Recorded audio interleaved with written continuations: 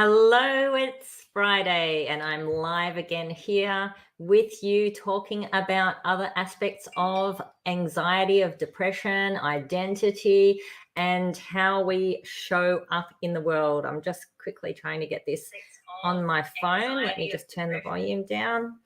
Okay, that way I'll be able to see any comments. So if you're watching, just say hello, put a comment in the chat. I love to get some engagement when I'm speaking on these lives each Friday.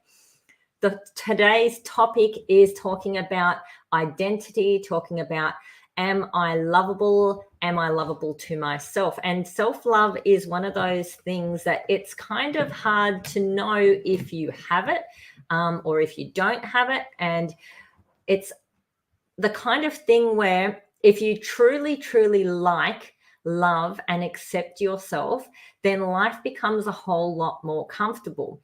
And when you don't like yourself, when you don't love yourself, when you are criticizing, finding fault, when you've got all that negative self-talk in your mind, then life starts to become really hard. And there might be comparisons as well, like where you're comparing yourself to other people and finding that you feel like you're falling short or you're failing. And that's actually really common. And then that causes like a bit of disparity between your expectations and reality. And I've heard it said that depression is when our expectation and reality do not meet, the disparity, the gap between expectation and reality. So how do we know if we like ourselves? So thinking about if we're good enough, if we're good enough compared to other people, and there's so much comparison. I mean, I know myself that even if I know somebody in real life and I know that person's just an ordinary person just like me, when I see that person online and they're looking amazing, they've got their best foot forward and their social media looks like they're having the best life in the world, it can sometimes feel like my life isn't good enough, like I'm not enough, I'm just me and I haven't, presented myself well or whatever. And it's really hard to be able to, even if your eyes and ears and your conscious mind knows like that person's, when I saw them yesterday or last week or 3 months ago, they just looked like an ordinary person. I don't look like that in real life. It still makes the feeling comes up in our body of like, oh, I'm not good enough, or that's not the life that I have. So where do we get our self-identity from? Because we form that sense of who we are when we're really young. So they say that by the time a child's 5, their personality is set, and most of the programming happens before the age of 7. So if we're all being programmed on who we are by the time we're 7, then we can also assume that our value of ourself and our messages about who we are and our worth and if we're likable and all that kind of stuff happens before the time that we are 7. And if you think about children, like we can take a child and we can, children are born without any bias. So they don't care what color people are or what race or what gender or, what political orientation or any of that stuff. Children just accept whatever's around them. And as they grow up, as they're influenced by adults and other people in their life, they form opinions. And so a child who grows up with parents who influence them towards rejection of other people, say like whether it's on race or any other aspect, that child will pick up those opinions, the same as we pick up our religious beliefs, our manners, our mannerisms, what's good, what's bad, what's acceptable, what's not acceptable. And if the message for us as young children is that there's aspects of ourselves that are not accepted or acceptable, that have been rejected by people that we need to love us. And we have to remember that as children, it is absolutely imperative that we're loved, that we're accepted.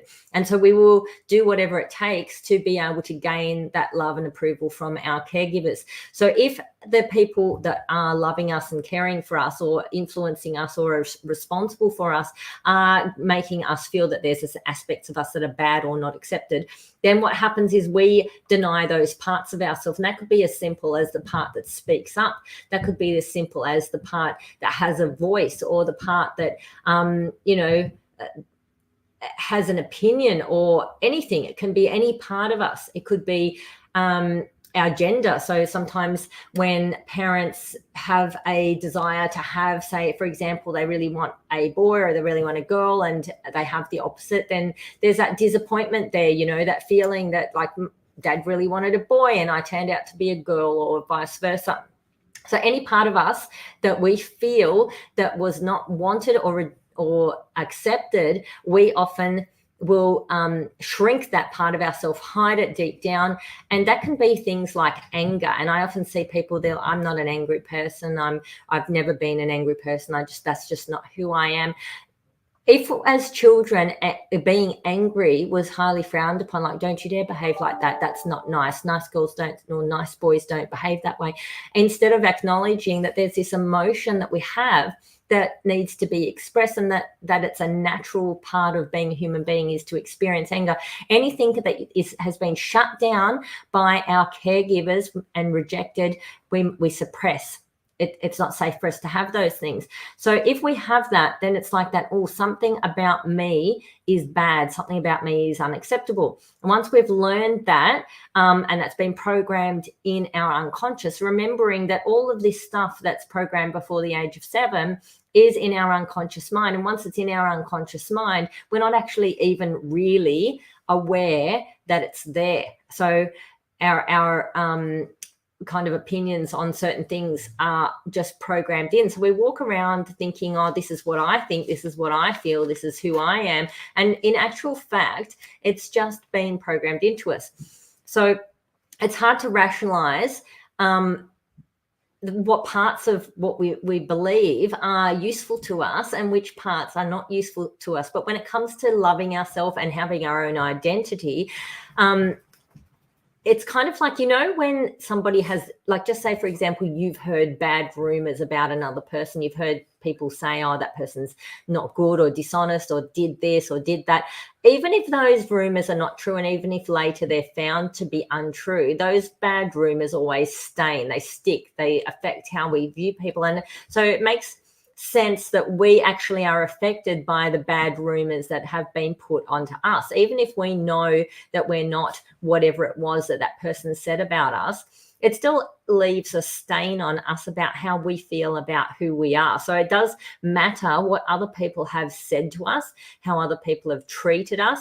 It's very hard for somebody to grow up treated as rubbish and unimportant, and like their feelings don't matter, and then grow up and actually feel more than that. So to know that they're worthy and valuable, and that their feelings matter, that what they have to say matters, and their opinion matters, and all that sort of stuff. So it's that thing of that bad feedback, bad rumors leave a mark.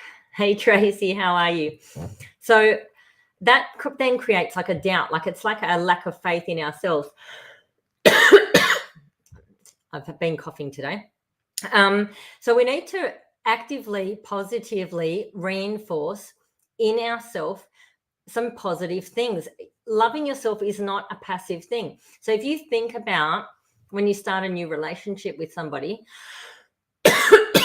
or even, or even if you're in a relationship long-term with somebody, in order to have a good, solid, loving relationship with that person, where you love that person and you value them and feel connected to them, you actually need to be proactive in that relationship. And it's exactly the same with loving ourselves. So we need to have a proactive relationship with ourselves. That means spending quality time. It means listening to our own needs. Like if you love, say, for example, a child, then you will provide that child with, as best you can, with the needs that it has emotionally, physically, all that sort of thing.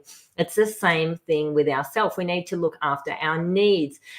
We would be wanting to feel good around that person that we're loving. So being able to feel good, feel connected, having connection, having fun, having, building trust, all that sort of stuff. And it's exactly the same with the relationship that we have with ourselves.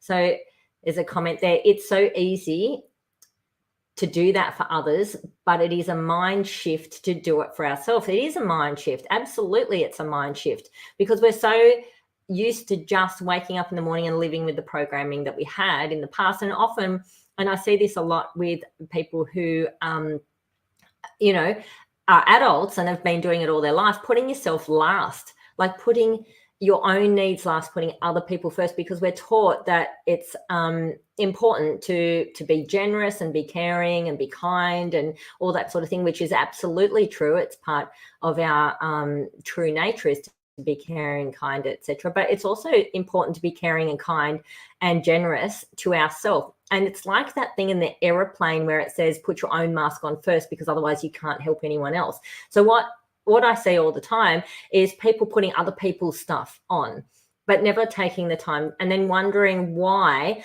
after not putting the time into themselves, why they feel so empty and unloved and worthless. And, you know, because they're thinking, okay, well, I'm giving so much to everyone around me, they should be giving to me as well. So it doesn't really work like that. The reason it doesn't work like that is because we train other people on how to treat us. And that's because when if we're constantly being selfless and giving, then that's what people are going to expect from you, for you to just put yourself last and give to them, because that's what you've trained them to expect.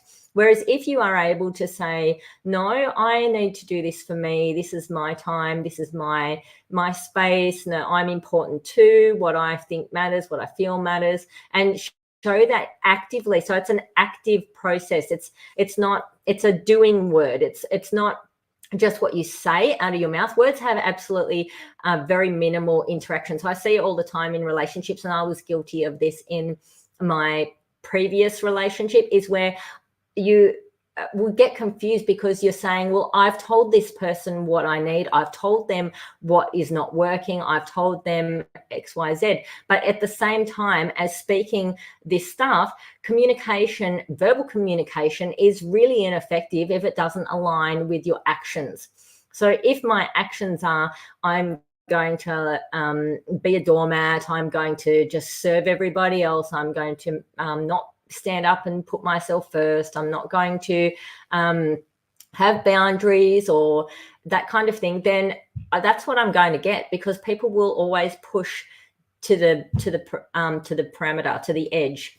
So it's not because they're selfish or greedy, it's because that's what they have been permitted to do. It's like when we drive down the motorway, if the speed limit is 100, we will typically, and I'm going to speak for myself here, but we will typically go about 108, because we know that there's that little bit of margin and we're not really speeding very much, right? So you've got to tighten the boundaries on how you want to train people to treat you and to see you. And that is part of loving yourself. And as you do that, as you treat yourself better and hold yourself in a higher regard and a higher standard, say good things to yourself, stop putting yourself down and start lifting yourself up, doing all the things that we do for other people, that will change everyone in your life in their perspective of what is acceptable in the way to treat you. And they will begin to see you